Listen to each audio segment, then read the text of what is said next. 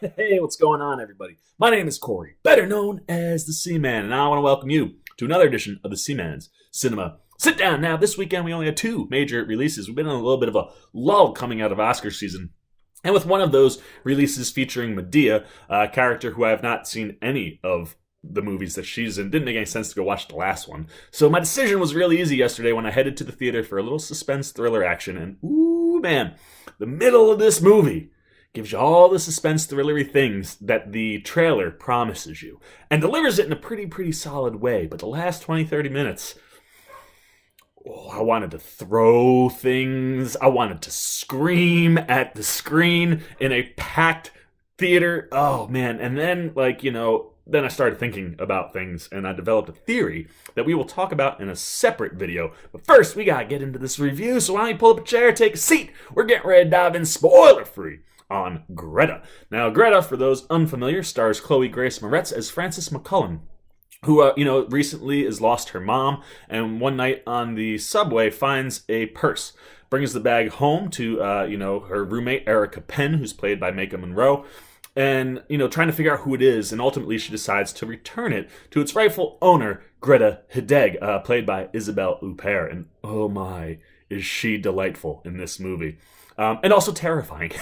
So, the acting actually I thought was really good. This natural friendship kind of starts to form as we find out that Greta is a widow, has an estranged daughter, so you kind of have this mom looking for a daughter, and a daughter looking for a mom, and it's a match made in heaven, and their relationship is very sweet at the beginning until Frances discovers a dark little twist to Greta, and there's a couple twists throughout this movie. But after she figures out what sorta is going on and tries to retract, Greta goes from sweet old lady to stalker to eventual abductor, and Isabelle Huppert, man, crushes this movie. She is so good.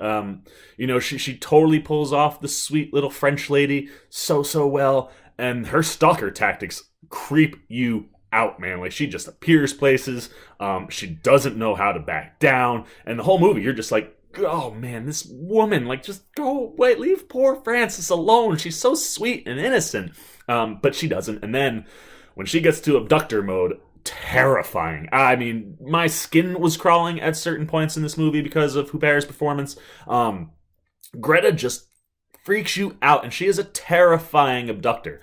And, Chloe Grace Moretz also crushes it, man. She really does play that sweet, innocent girl so well. And even when she gets a backbone and kind of toughens up, it all worked for me. I really loved watching these two on screen together, both when they're friendly and when they're not friendly. And they are the driving force behind the movie. And the cast is pretty solid all the way around. Maika Monroe, as I said, a little bit part as the roommate, but really nice. And then, of course, we have Come Fiore, who plays the father. And he, again, small role, but I always enjoy his performances. But like I said, this movie really centers around Isabelle and Chloe, and they're fantastic. Now, the movie itself, it's interesting. It's a little slow at the start, and then once we start getting into the thriller stuff, I thought the middle hour of this movie was just fantastic. I mean, edge of your seat. You're just, and that the switch is gonna happen, and at some point she's gonna get Chloe, and you just don't know when or where, and you're on the edge of your seat a lot. And then the abduction happens, and there is some terrifying stuff. I mean, the way she goes about it, the other things about Greta's character that we start to learn, all really scary. And then there is a moment in this movie.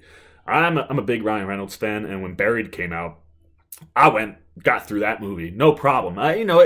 You certainly get the claustrophobic feeling a lot in the movie, but not to the degree this is, man. There's a moment that this movie gets claustrophobic where I wanted to run out of the theater because I was so uncomfortable. I was like, please just let her out. Please just let her out. Please just let her out. I don't want to feel this anymore. And that stuff works really well. And I think a lot of it comes from the writing, but also the way the movie is shot. The camera angles and where the camera shows up just enhances all the creepy and suspense thriller undertones in all the sequences in the middle. Then we get to the end of this movie.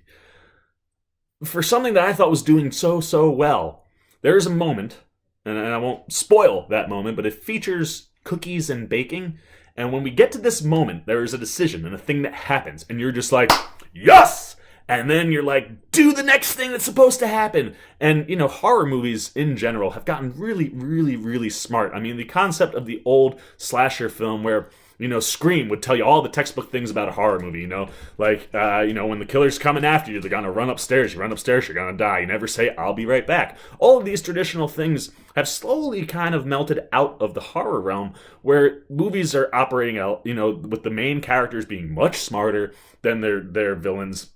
And the villains being much smarter in order to get these really, smart individuals. The concept of a dumb lead just doesn't exist too much in horror movies anymore. And Frances decides to not do the most obvious thing. And from that moment on, every decision that Frances makes, good God, is she dumb. Like in the worst way possible. I want to throw things at the screen. The police, there's a private investigator. Everybody that pops up not named Greta in the last 25-30 minutes of the movie, so stupid. To the point where I was so livid. I was like, come on, you just ruined a really nice movie. Like, this was going so well.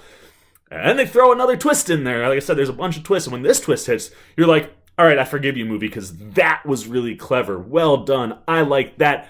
And then even that character makes an unbelievably stupid decision.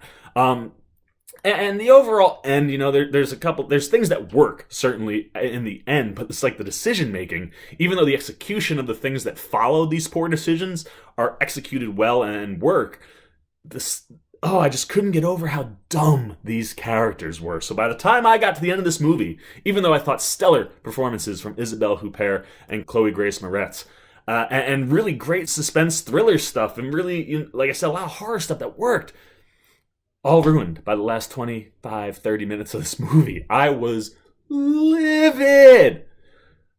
Then I walked out of the theater. And when I walked out of the theater, the poster for this movie in like a cardboard cutout was right outside the theater. And if you follow me on Twitter at cinema_sitdown, I do like to take photos of the movie's posters after I see a movie. There was something about the poster that I noticed, and I got to thinking. And now I have a theory that this movie's dumb decision making toward the end may have actually been more clever than they want to let you think. And I'm not going to do that right now, man, because I want this to be a self-contained. I want you to understand how angry I was at the end of this movie, because most likely I would imagine anyone that goes to see it is going to feel as angry as I was. Because like I said, this movie, you're buying in, the things are working, and then boom, the last 25 minutes, not very good, very cliche, very predictable. And like I said, the characters just get so dumb, it ruins the movie. So there are all my non-spoiler thoughts on Greta. But now I want to know what you're thinking. If you've seen the movie, did you like the performances? Did you like most of the suspense horror stuff? Did the last 20-25 minutes fall apart for you as well? Leave all that down below. If you have not seen the movie, I may not have enticed you by talking about the end, but go check it out. If you're a horror fan, check this one out and give it a chance, because the old Seaman's got a theory that he's going to give you separately.